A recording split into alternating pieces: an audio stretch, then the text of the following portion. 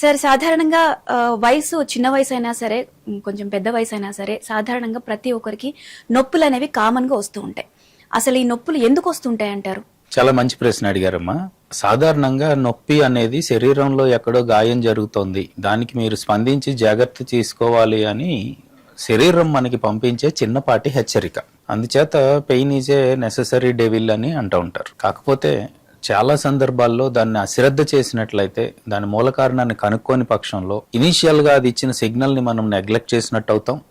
అది కొన్ని సందర్భాల్లో ప్రత్యేకమైనవి, కొన్ని ప్రమాదకరమైన సమస్యలకు కూడా దారితీసేది ఉన్నది కనుక దాని మీద అవగాహన కల్పించుకోవటం చాలా ముఖ్యం. అయితే ఇలా వచ్చే నొప్పులకి కొంతమంది పెయిన్ కిల్లర్స్ వాడుతూ ఉంటారు. అసలు పెయిన్ కిల్లర్స్ వాడడం కరెక్ట్ అంటారా?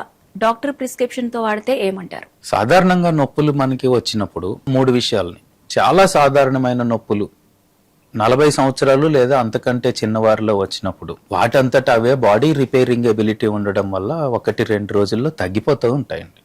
ఇంటి దగ్గర తీసుకునే చిన్న చిన్న రెమెడీస్ తీసుకుంటూ ఉంటారు, వాటి వల్ల సరిపోతుంది. కానీ ఈ నొప్పులు తీవ్రత అధికమైతే మనం ముఖ్యంగా గుర్తుంచుకోవాల్సింది, అది ఏదైనా గాయం వల్ల వచ్చిన నొప్పినైతే వెంటనే మనం దాన్ని పరీక్షించుకోవాలి. గాయం తీవ్రత ఏంటి అనేది చూడాలండి. ఇంజరీ ఇండ్యూస్డ్ పెయిన్ అవి కాని పక్షాల్లో లో ఇంటెన్సిటీ పెయిన్ ఒకవేళ పెద్ద వయసులో ఉన్న వారిలో అయితే మనము ఒక 5-6 అంశాలని చాలా నిశితంగా గమనించాలి. మొదటిది, ఏ విధమైన ప్రత్యేక కారణం లేకుండా బరువు తగ్గిపోతున్నారా?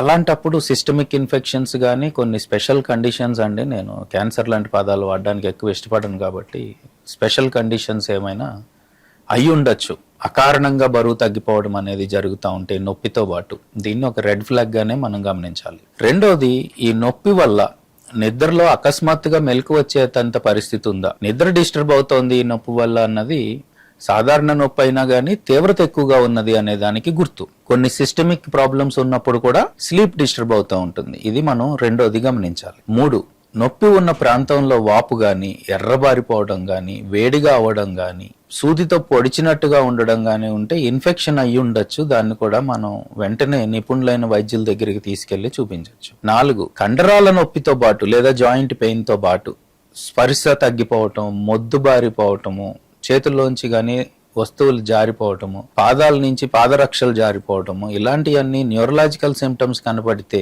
ఖచ్చితంగా నర్వస్ సిస్టమ్ కూడా ఇన్వాల్వ్ అయింది కనుక అది నెర్వ్ రూట్ లోనా, స్పైనల్ కార్డ్ లోనా, సెంట్రల్ నర్వస్ సిస్టమా, పెరిఫరల్ న్యూరోపతి, షుగర్ లాంటి పేషెంట్స్ లో ఉన్న వారికి కానీ, కొన్ని ప్రత్యేకమైన సందర్భాల్లో వాస్కులోపతి అంటే బ్లడ్ వెసల్స్ బాగా డ్యామేజ్ అయిపోవడం వల్ల రక్తనాళాలు ప్లస్ నెర్వ్ సిస్టమ్ కూడా దెబ్బతింటుంది. ఇలాంటివన్నీ కూడా పెద్ద సమస్యలుగానే మనం పరిగణించాలి. సో సూచన ప్రకారం మళ్ళీ మరొక్కసారి అందరికీ సులువుగా ఉండడం కోసం చెప్తానండి. అకస్మాత్తుగా బరువు తగ్గిపోవటము ఖచ్చితంగా రెడ్ ఫ్లాగ్. నిద్ర పాడయి నొప్పి వల్ల సడన్ గా అకస్మాత్తుగా నిద్రలోంచి మెలకు వచ్చి అది ఇబ్బంది పెట్టడము ఖచ్చితంగా that is a red flag. ఎర్రగా అయిపోయి వాపు వచ్చి సూదితో గుచ్చినట్టు ఉండడము ఖచ్చితంగా రెడ్ ఫ్లాగ్.